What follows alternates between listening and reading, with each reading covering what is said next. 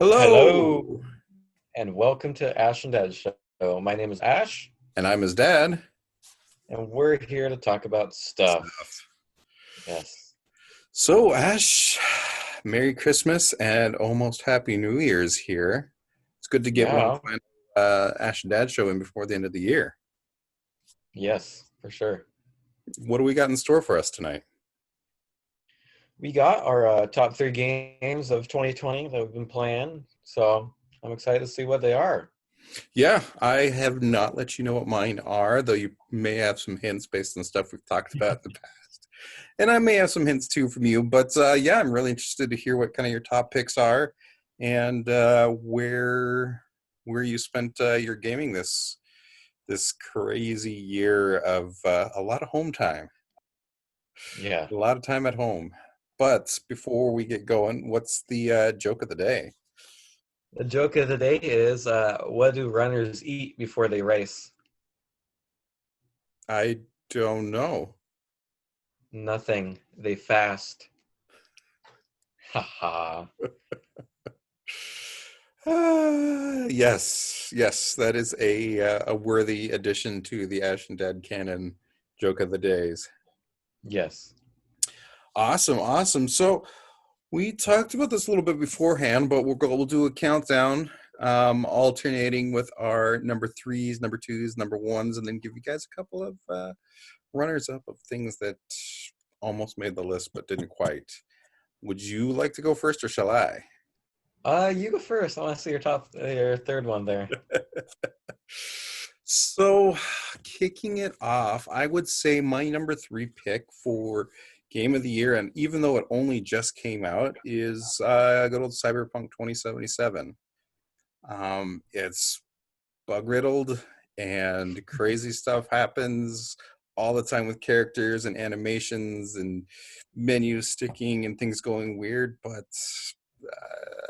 beyond that, CD Projekt Red still knows how to make a compelling quests and compelling storylines, and that you find yourself involved in it, even overlooking all the bugs and all the crazy stuff going on around that. It's still been a lot of fun to play. And I find myself, after kind of a slow beginning, once I got into it, really digging it and enjoying my time with the game. Um, so that gets my number three pick for the year. How about you? Okay. Where does For my your number three pick come in at? Yeah, my number three pick will be Battlefront 2 2017. Even though its lifespan came to an end this year with the Scarif update, I still had a lot of fun playing with it, especially with friends. Hmm. There's still a ton of people playing it still, so that's always good. And you can usually find a game as long as you're not playing at like 1 a.m. So yeah, it's still definitely a good game. Wish they have kept support for it because it totally could have been a lot better. But yeah, I'm excited to see what EA does next too with these more Star Wars games. Yeah, yeah. I mean, they really turned that game around from a fairly disastrous launch with a lot of controversy about the loot boxes, and made it into something that was really enjoyable to play. We've certainly spent our hours playing together on it, Oh yeah, and totally. yeah, I mean, updating a game like that 3 years after the fact, it's pretty good. So that is sweet. Oh, it's my turn again, huh? Yeah, number two pick now, Dad. What you got? It is time for Animal Crossing. Ooh, Animal Crossing came out earlier this year, and you know what? In a year full of COVID and stress and just, you know, yeah, all that going on, Animal Crossing was like a good, comforting, cozy place to go spend an hour talking to your villagers and fixing up the island and going fishing and catching bugs, and it was just a lot of fun. I mean, we as a family here in Minnesota, we played a ton of it for a number of months. um it was just, yeah, it's a nice game to go into and just spend an hour or two having fun, Working with various family members on how you want to design and put together your island to make it the best island ever. Um, and You definitely have your favorite islanders and paying off your loans to Tom Nook and doing all that. It was just a lot of fun, and it really hit the spot this year. I put a lot of hours into it for sure earlier on.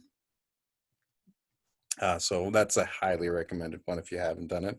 Plus, you got an island. What's not to love? Yeah, I think I might actually pick it up at some point if it goes on sale on the Nintendo eShop. I would highly, highly recommend it. Number 2 for you, sir. All right, number 2 pick for me is going to be For Honor. I only picked it up early November, but it's definitely been really enjoyable, especially with friends.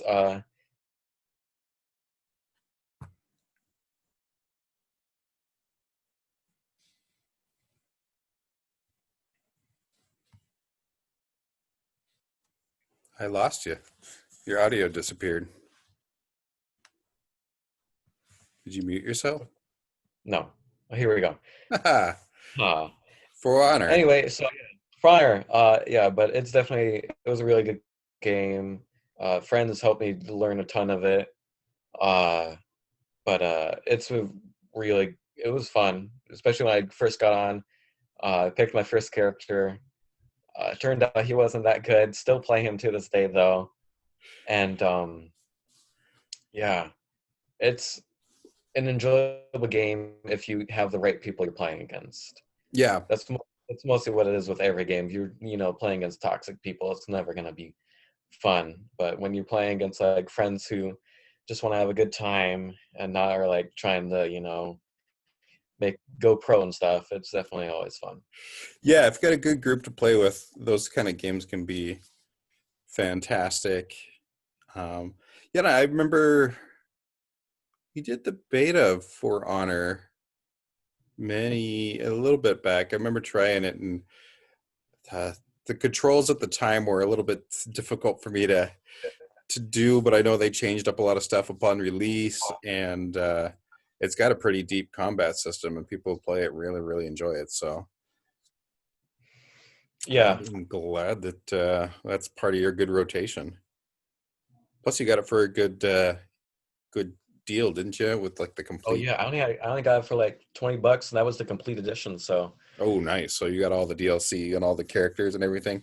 Oh yeah, it was really good. Nice. I like it. Yeah, I'll have to check that one out again sometime. Maybe it'll go on a PS Plus or something like that, and Ooh, get a yeah, chance to that'd be check it out nice. again. Yeah. For sure. All right. It is time for my number 1 then, isn't it? Yes. Well, that would be to date the only game that I've ever platinumed on the PlayStation here, and that would be Ghosts of Tsushima. Open world samurai slash ninja simulator. I don't know how you want to describe it, but it was a good, deep game with excellent theming there in the samurai kind of on this island and trying to stop a horde of Mongols from invading your island. And it combined stealth and combat really well with a great story and characters that I found myself really enjoying. And it was a beautiful game to play. Just walking through forests with petals from the cherry trees coming down, and then going through a field of pampas grass and finding little shrines where you get to pet the fox. I mean, game of the year right there. You get to pet the little fox. So yeah, it was a lot of fun. Highly recommended. And for an open world game, it was one that I didn't feel like a chore to go do all the little bits and pieces. I wanted to go do the little bits and pieces because they were actually entertaining, or typically would have some meaningful upgrades or some cool little extra cosmetics for my guy. And I would put that as my game of the year this year. All right. All right. Ashes Anderson's number one pick of game of the year 2020 is Um, that would have to be Rainbow Six Siege. Don't know why I enjoy it so much, but it's a really fun game. Even when I'm not playing with friends, which most of the time I'm not anymore. They don't play as often as we all used to. But yeah, still, it's just been fun to play, even at late at night. Just especially once you get past, learning all the characters, kind of knowing what they do, learning parts of the map, it becomes a really enjoyable game. Especially if you're not, of course, if you're not playing toxic people. But I took a little break there, and it was really fun to come back. And yeah, I've been enjoying playing. I just played a few nights ago, so Oh, it's nice. definitely. But yeah, Yeah. that was my game of the year. It's another one that's released in kind of a crazy state, and they just have found a way to make that game work and be pretty compelling. I mean, it's even compelling enough for me, who's not much of a squad online game player, to want to play with you and get online and do that. And they've got enough mechanics in there and enough interesting characters and play styles that you can find somebody that meets the way that you want to play in any given round for the most part. Even Yeah. if my reflexes can't keep up with the Twitch shooters. But yeah, that's a good one. That's a good one, and I know you definitely put the hours in on it, and have been enjoying it for sure. All right, runners up time. Runners up. How about you go with one of your runners up first? My runner up, and I debated putting this at number 3 just because at this point I'm probably put more hours into it, but it's Star Wars Squadrons.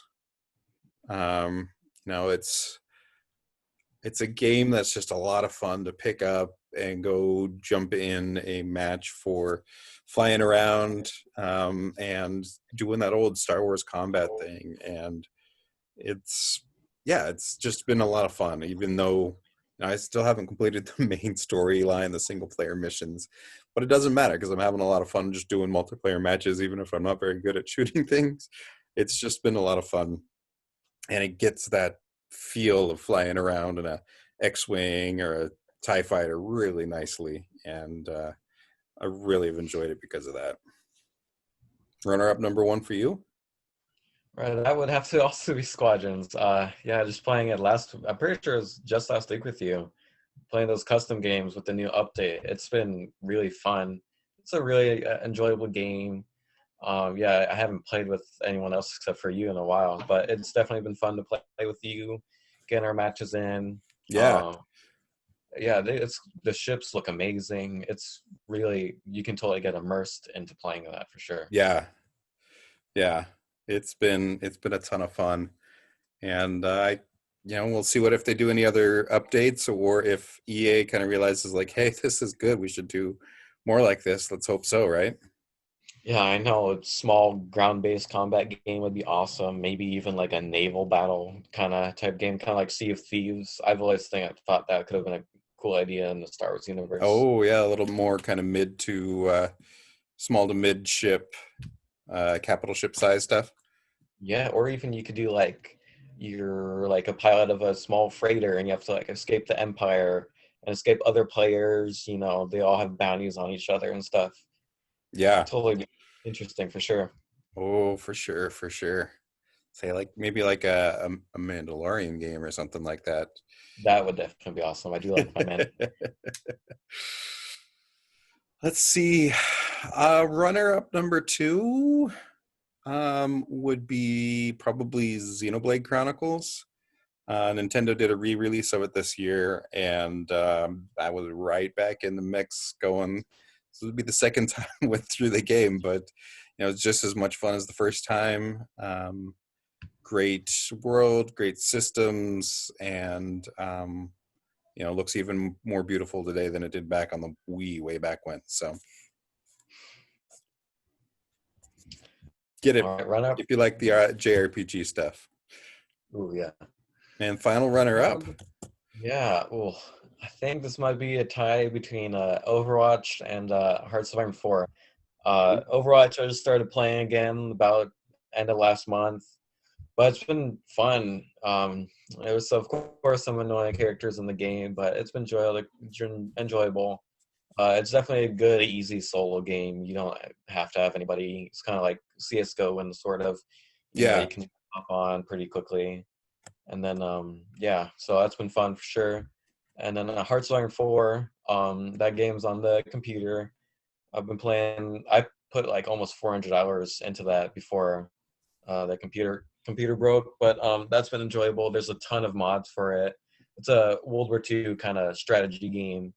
So Oh, yeah, yeah. yeah, tons of mods, tons of different things you can do. You got your ahistorical paths, so you could go communist Britain or um, like a monarchist America. There's lots of fun things you can do in there. You can mod it around and really make it interesting, huh? Yes, Nice. it's fun. Very, very nice. I guess to kind of close things out, top game you're looking forward to in 2021. Ooh, I actually have no clue what's coming in 2021 for the most part. I was just thinking Um, about that too, and I have no clue as to what to expect. I mean, there's a ton of next gen buzz of interesting stuff coming out for the next gen consoles, and so I keep an eye on that stuff yeah, until I get maybe. there. But there's still so much of a back catalog on the PS4 and the computer and the Yeah. Switch that we've got plenty of gaming in our future. That's for sure. Oh yeah, for sure. You want to do a little Star Wars section? Gotta cover our Amanda season 2 stuff. Yeah. Oh, so how about that finale? That was amazing. That was probably one of the better things I watched. The episode was very fun. Got to see lots of Dark Saber stuff. I do like the Dark Saber a lot.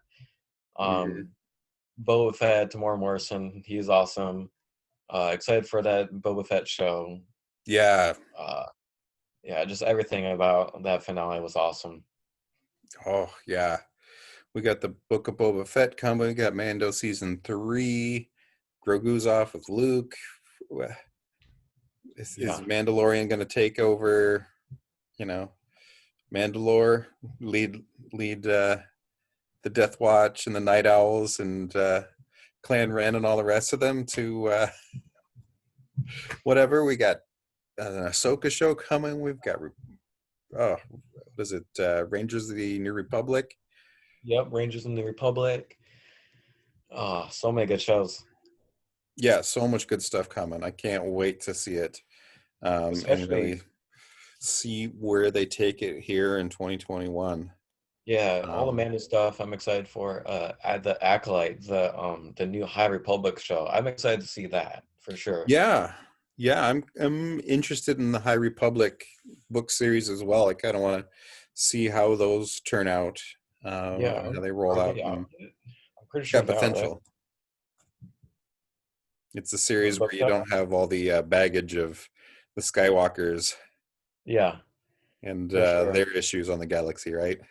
Yeah, and Cassian Andor show. I am so excited for that show for sure. Oh yeah, a I'm little bit just of excited for USO for the most part. pre A New Hope, Empire, some Rebel Yeah, Spy stuff. Plus, it means we get K2SO back yeah. because he'll Oh, still be I like around, KTSO. helping out Cassian. Ooh, Yeah, yeah. There's a lot of good stuff to look forward to.